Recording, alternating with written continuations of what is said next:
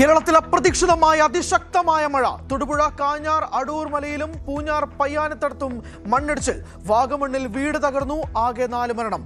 2 പേർക്കായി തെരച്ചിൽ തുടരുന്നു.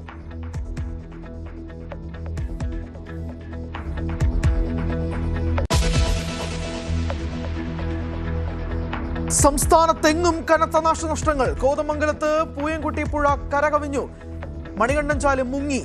കോന്നി അരുവാപുലത്ത് ഉരുൾപൊട്ടി. പത്തനംതിട്ടയിൽ കനത്ത വെള്ളക്കെട്ട്. റാന്നി പട്ടണത്തിൽ അരയ്ക്കൊപ്പം വെള്ളം. പാലാ ടൗണിലും വെള്ളം.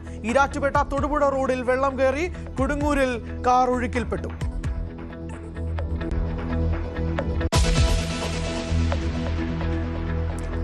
എട്ട് ജില്ലകളിൽ റെഡ് അലർട്ട്. വടക്കൻ കേരളത്തിൽ വരും മണിക്കൂറുകളിൽ അതിതീവ്ര മഴ മുന്നറിയിപ്പ്. 9 ജില്ലകളിൽ വിദ്യാഭ്യാസ സ്ഥാപനങ്ങൾക്ക് അവധി.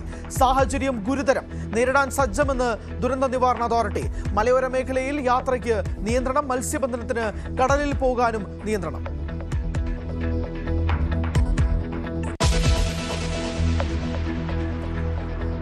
PM ശ്രീയിൽ രാഷ്ട്രീയ പ്രതിസന്ധിയിലായി UDF. മുന്നണിക്ക് കുരുക്കായത് കരാറിൽ നിന്ന് പിന്മാറാനാവില്ല എന്ന വാദം നിഷേധിച്ച് കേന്ദ്ര സർക്കാർ.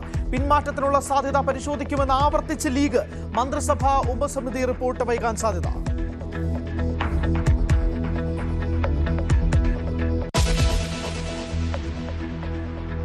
മികച്ച പ്രകടനം കാഴ്ചവെച്ച് കൊച്ചി മെട്രോ. യാത്രക്കാരുടെ എണ്ണത്തിൽ റെക്കോർഡ് വർധനവ്. 1,00,000 കടന്ന് പ്രതിദിന ശരാശരി യാത്രക്കാരുടെ എണ്ണം. നഷ്ടം കാര്യമായി കുറഞ്ഞു. വരുമാനത്തിലും പ്രവർത്തന ലാഭത്തിലും വൻ മുന്നേറ്റം. കൊച്ചി മെട്രോ മാറുകയും ചെയ്തു.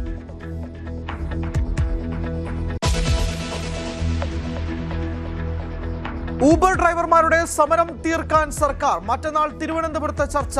ഊബർ സമരം തിരക്കേറിയ സമയങ്ങളിൽ ഓട്ടം നിർത്തിവെച്ച് സമവായത്തിനെന്ന് പറഞ്ഞു വിളിച്ച് ഊബർ കമ്പനി അവഹേളിച്ചെന്നും ഡ്രൈവർമാർ.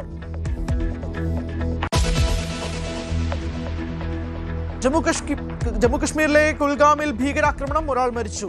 ആക്രമണത്തിന് പിന്നിൽ പാക് സംഘടന ലഷ്കർ-ഇ-തൊയ്ബ ബന്ധമുള്ള ഭീകരരെന്ന് രഹസ്യാന്വേഷണ വിവരം. ആക്രമണം അന്യസംസ്ഥാന തൊഴിലാളികളെയും കശ്മീരി പണ്ഡിറ്റുകളെയും ഹിറ്റ് ലിസ്റ്റിലാക്കി പ്രചരിപ്പിച്ചതിന് പിന്നാലെ